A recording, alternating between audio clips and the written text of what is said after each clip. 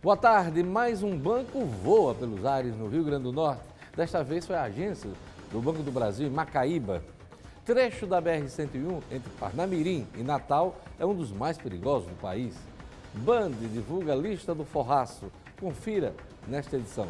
Minha convidada hoje é a publicitária e empresária Alaíde Passaia, do Partido Novo.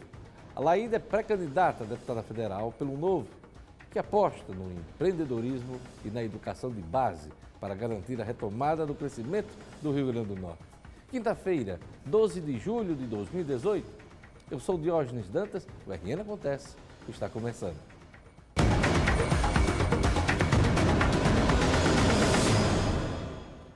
Mais um banco é arrombado e os caixas eletrônicos voam pelos ares. Desta vez, o alvo foi a agência do Banco do Brasil em Macaíba. O repórter Jackson Damasceno tem mais detalhes sobre a ação dos bandidos. Neste vídeo feito por um morador, é possível ver um dos carros incendiados pela quadrilha. Foram 3 ao todo.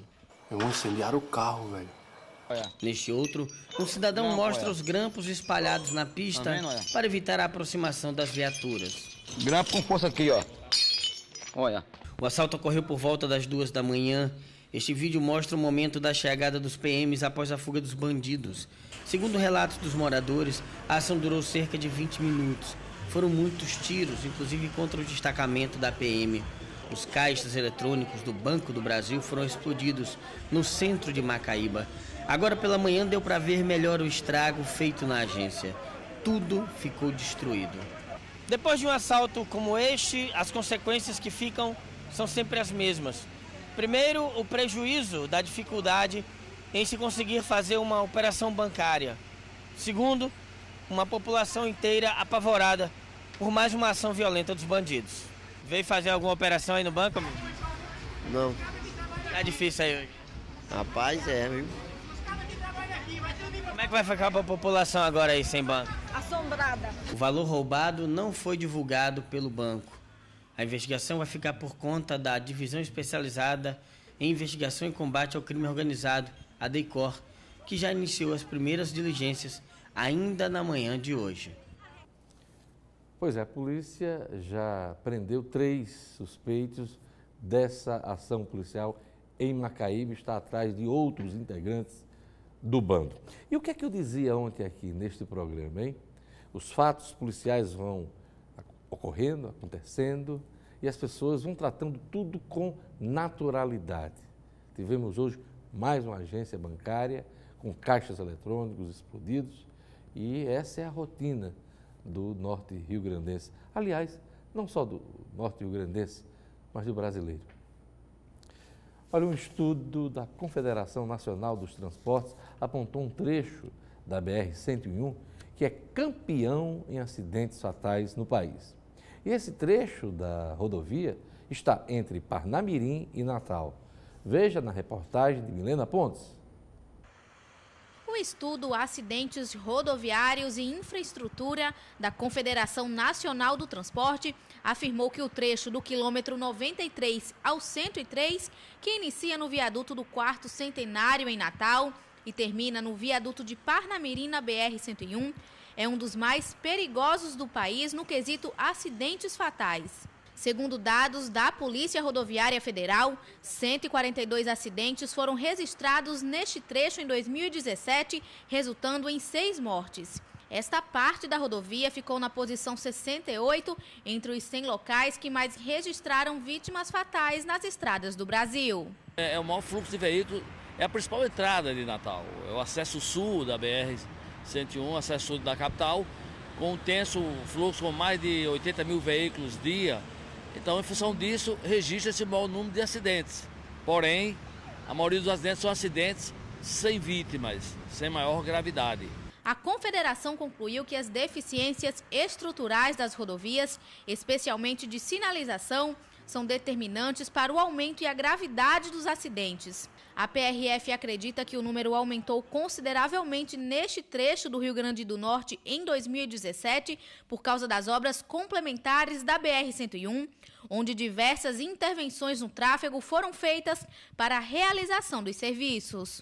Temos que considerar que durante os últimos anos, esse trecho tem passado por obras, mais recentemente nos 2 últimos anos, por obras complementares, como viadutos, trincheiras, túneis, que faz com que ficasse mais complicado, com mais dificuldade de transitar nesse local. Daí a incidência também de mais acidentes. De acordo com a Polícia Rodoviária Federal, outros trechos do estado são considerados mais perigosos do que o levantado pelo estudo.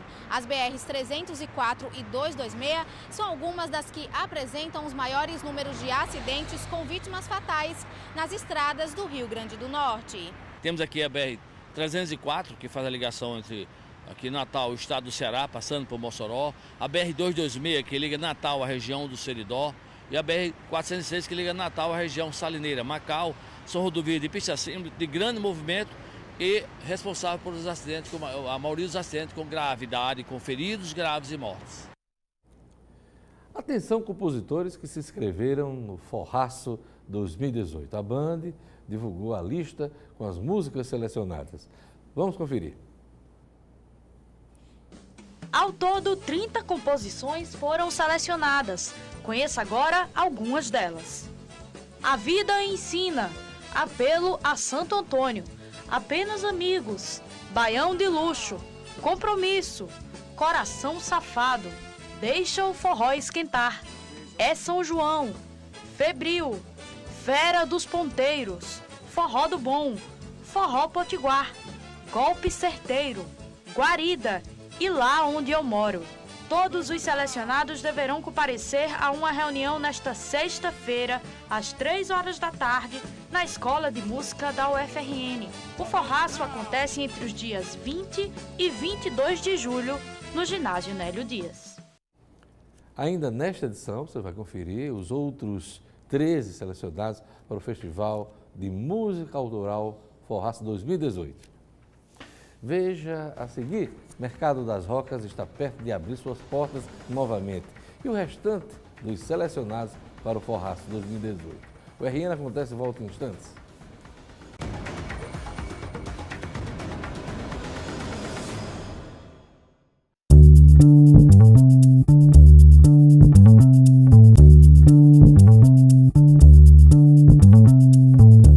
Após longo tempo sem funcionar contento, o Mercado das Rocas está perto de reabrir suas portas agora de modo definitivo. O prédio passa por adequações na climatização e vai ficar mais fresquinho. O trabalho encerra em 2 meses. Ele foi concebido para preencher um vácuo numa cidade turística que atrai milhares de pessoas por ano. Mas Natal ainda não tinha um mercado público onde pudesse expor suas belezas, sua gastronomia, seu artesanato. Não foi fácil. Para que ficasse pronto foram longos 7 anos de entraves, até que finalmente seus quase 90 boxes ficaram prontos.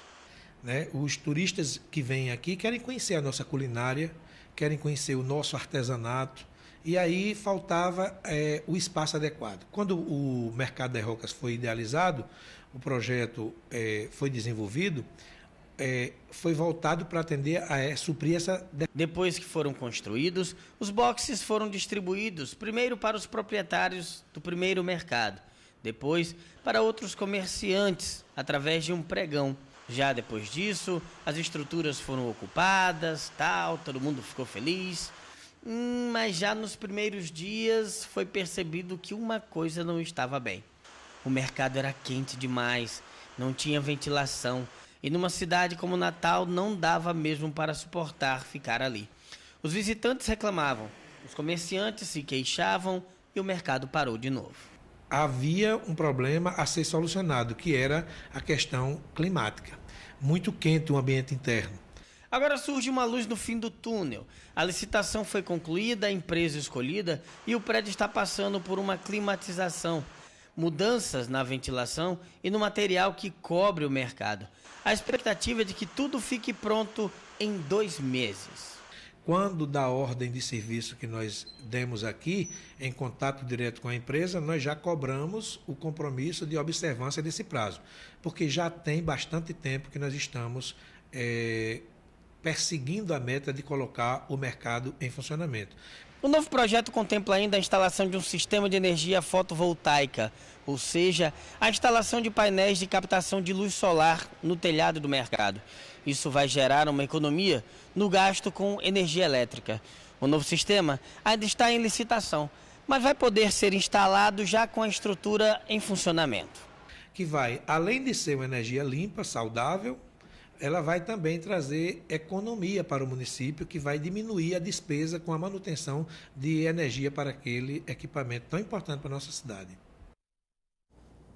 Agora vamos conhecer os outros 15, eu falei 13 na passagem de bloco, mas são 15 selecionados para o Forraço 2018. Vamos seguir com a lista. O Forraço acontece entre os dias 20 e 22 de julho no ginásio Nélio Dias.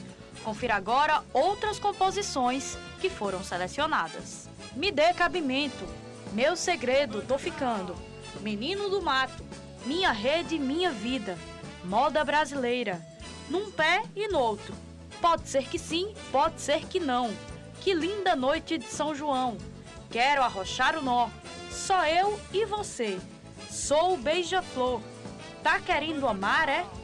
Voa, voa, passarinho, Vou Botar é Pra Moer e Shot Apimentado. Todos os selecionados deverão comparecer a uma reunião nesta sexta-feira, às 3 horas da tarde, na Escola de Música da UFRN. Esse Voa Passarinho deve ser em homenagem à seleção brasileira, né, que voltou para casa na semana passada depois de perder para a Bélgica, né? Será? Veja a seguir, minha entrevista com a publicitária e empresária Alaíde Passaia, do Partido Novo. Alaíde é pré-candidata a deputada federal pelo Novo, que aposta no empreendedorismo e na educação de base para garantir a retomada do crescimento no Rio Grande do Norte. Aguarde só um instante.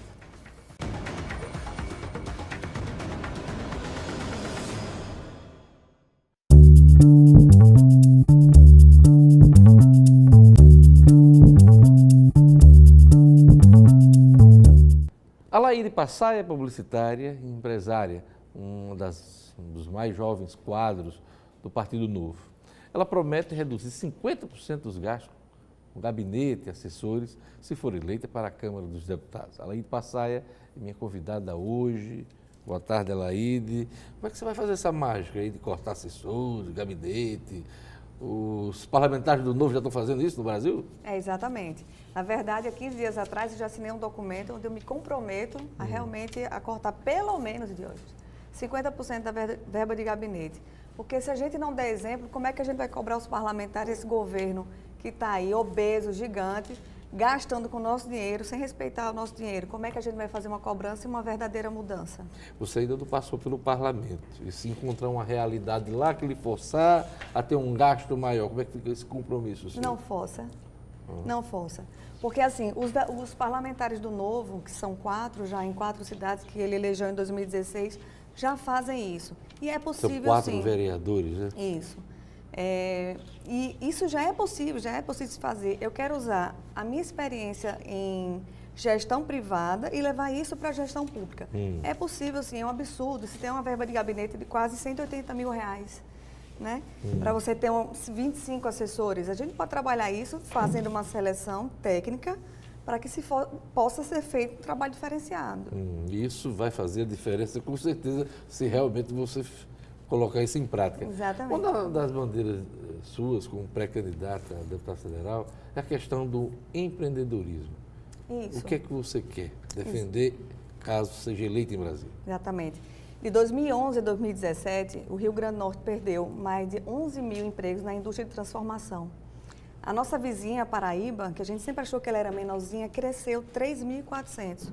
Nós precisamos acabar com essa burocracia do Estado, que isso é um absurdo o que fazem com nossos empresários.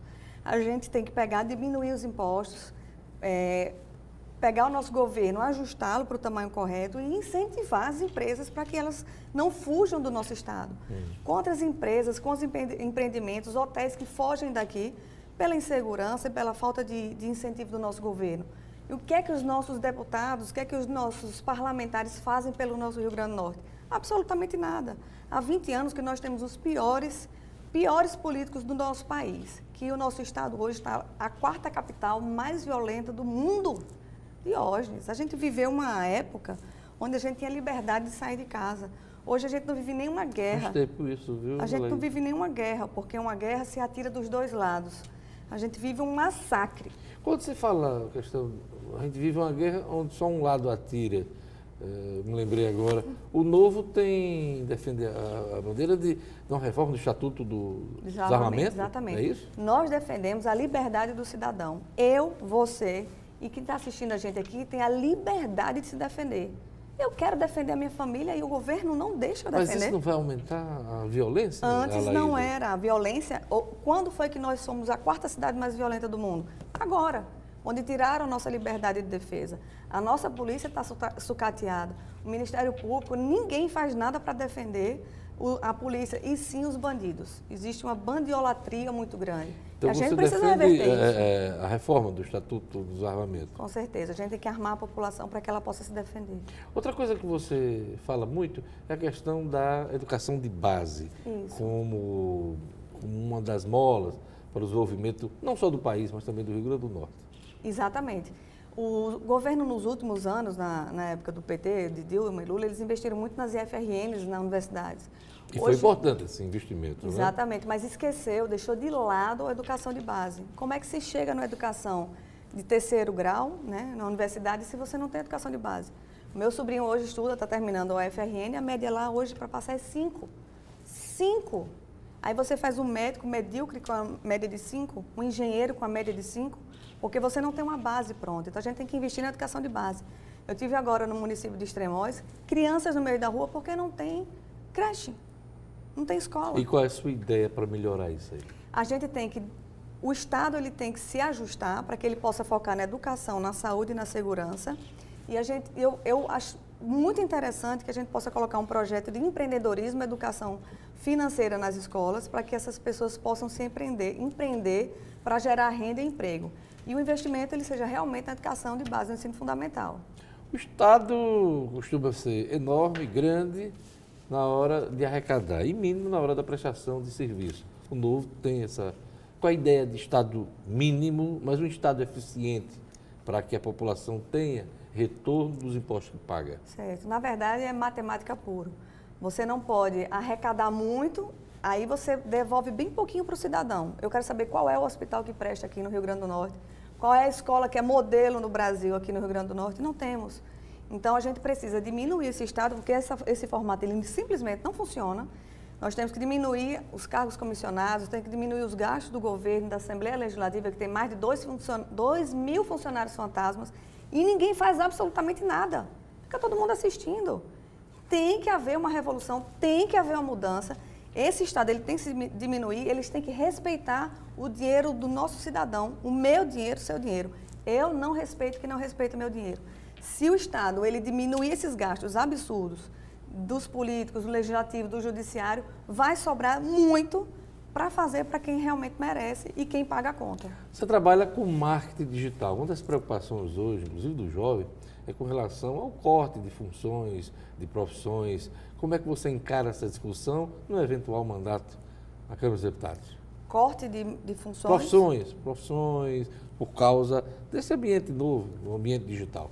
Certo. Ao contrário, se abre uma outra forma de mercado.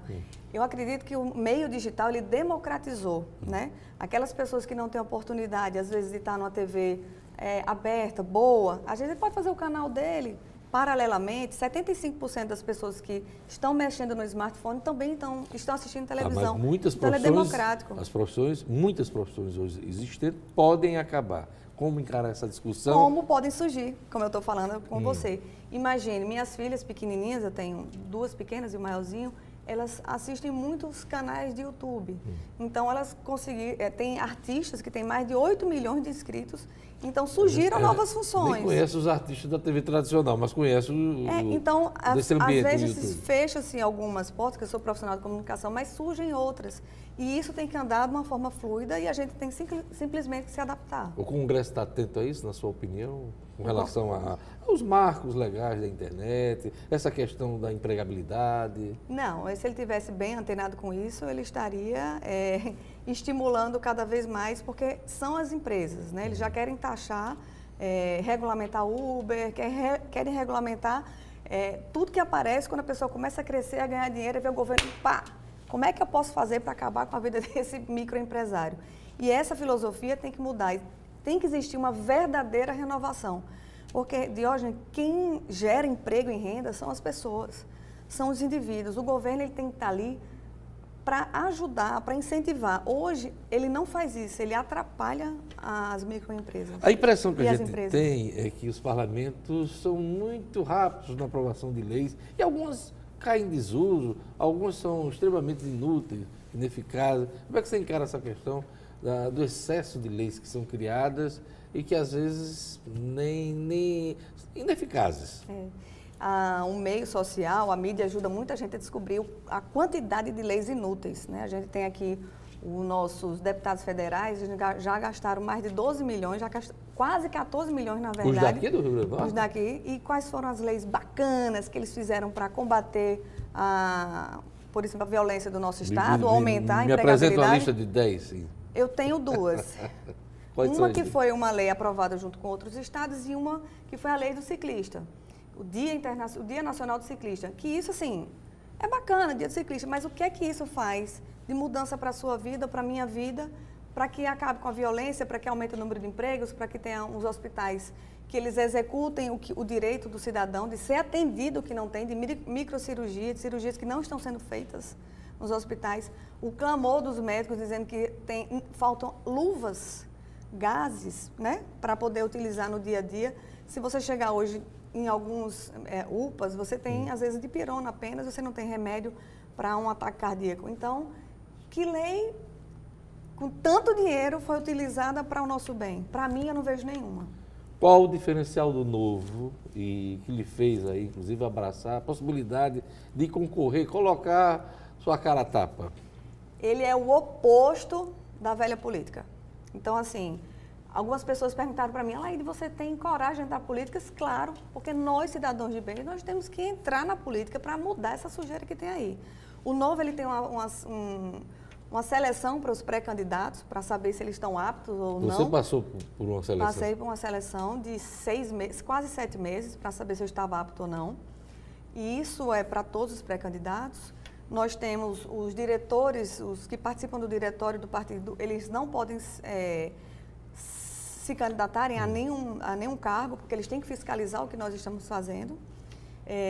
Nós não usamos o fundo partidário, que poucas pessoas sabem o que é, e o fundo eleitoral, que é dinheiro do povo, que financia políticos, partidos e políticos. Eu lhe pergunto, mas o partido não precisaria desse dinheiro para se tornar conhecido, facilitar, inclusive, a vida de quem é pré-candidato nessa eleição? Ajudaria e muito, Diógenes, mas não adianta você querer chegar lá na frente usando os meios errados. Que moral eu vou ter para cobrar de um governo? E como é que o Novo se financia? Como é que eu vou cobrar do governo se eu não uso, se eu faço igualzinho a ele, a mesma sujeirada que ele? Tá, mas como é que o Novo se financia, então? Ele se financia apenas com os filiados. Você entra no site www.novo.org.br e se filia. Se o Novo deixar ou ele não fizer o que você acredita que ele deveria fazer, a união dos dois, você vai lá e se desfilia. Então, o Novo acabaria.